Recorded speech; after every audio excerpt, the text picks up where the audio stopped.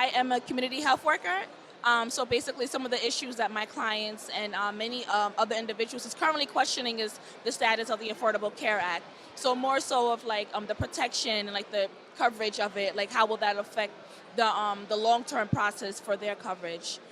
So that'll be one. And within the African community, one of the issues with that just would be like just get reassurance.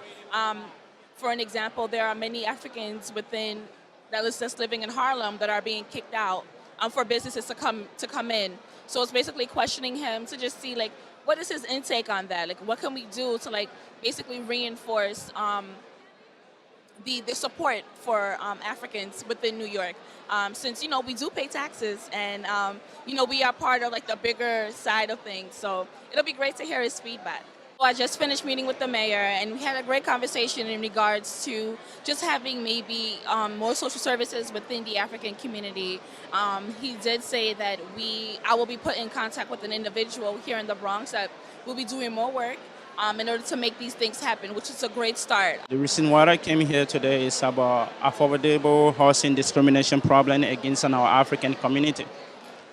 Most of our African community, when we enter into the affordable housing lottery, and we got picked up for an interview, and when we went for the interview, even though our papers and everything are correct, they never call us, they never give us a major reason why we are rejected. Sometimes they will make up a reason telling us that this is the reason that you are rejected, which is, of course, a false reason. For instance, they're going to tell you that your income is below the minimum requirements or your income is above the minimum requirement.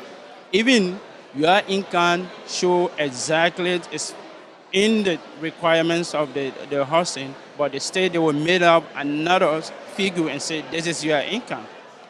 And when you try to dispute it, they tell you that, okay, you have to write a letter to appeal for the decision. And even you appeal for the decision, sometimes you never get the appeal, or maybe when you get the appeal, they're going to tell you that, okay, your appeal was accepted, but unfortunately, because your application process was delayed and the unit is been fully occupied.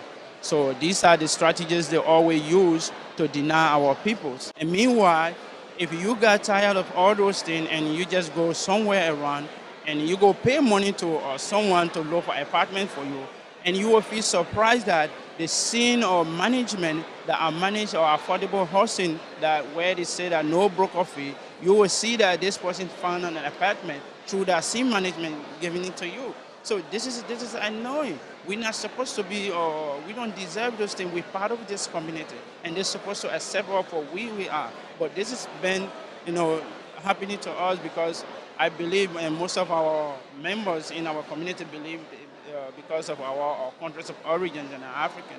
And I think this got to be stopped. I was very happy when the mayor responded, and he called various commissioners that head those departments, and they gave me some sureties and they gave me some information which I have to follow my case, and I was satisfied with it.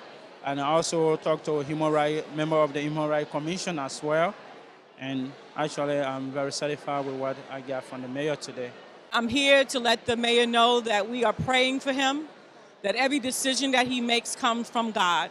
We pray for his team and everything that he does.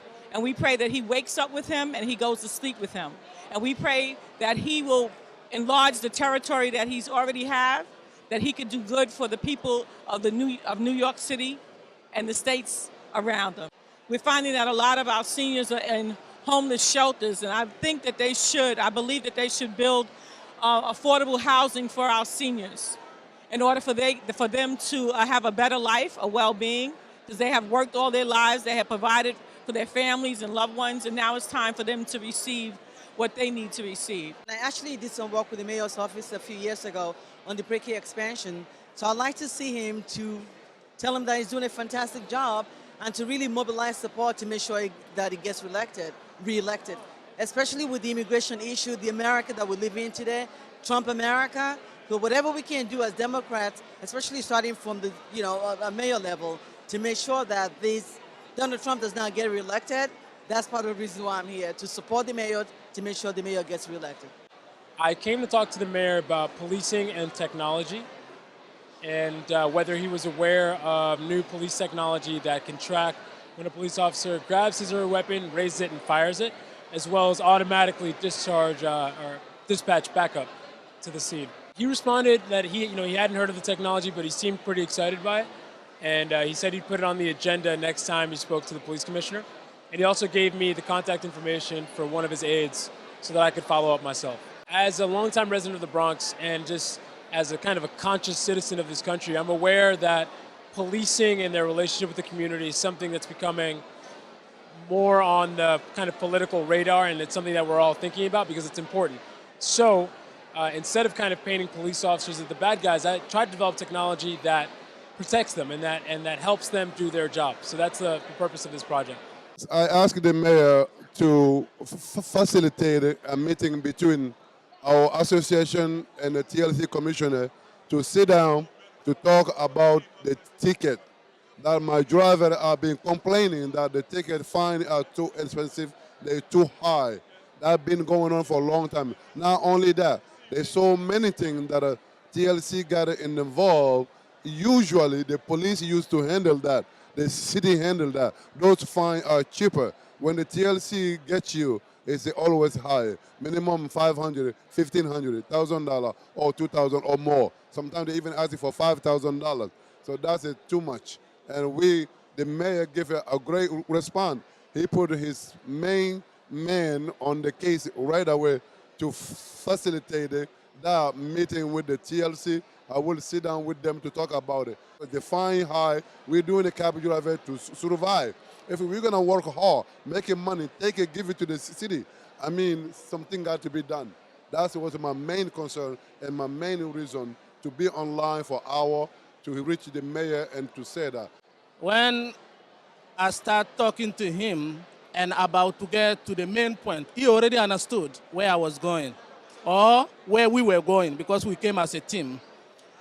And our main message was, how can he make the municipal ID, New York City ID, to the New York State ID, make it drive license, make it national accessible, make it look like any other legal ID card for a new coming immigrants. You know, African community is our community, but if this guy worked out, that's going to help other communities as well. First, he said no. It's quite frankly direct, he said no. But he's working to make it state, a driver license. Even though it's not going to come state because it has been a backlash with the state, but he's working hard to make it also driver license ID so that can help people to drive around with it. I think already that's a positive sign if that can happen. Yeah, and also we spoke to him about housing, how to get our office space so our organization can have a place where our children can come after school programs and learn our dances, everything as an African community.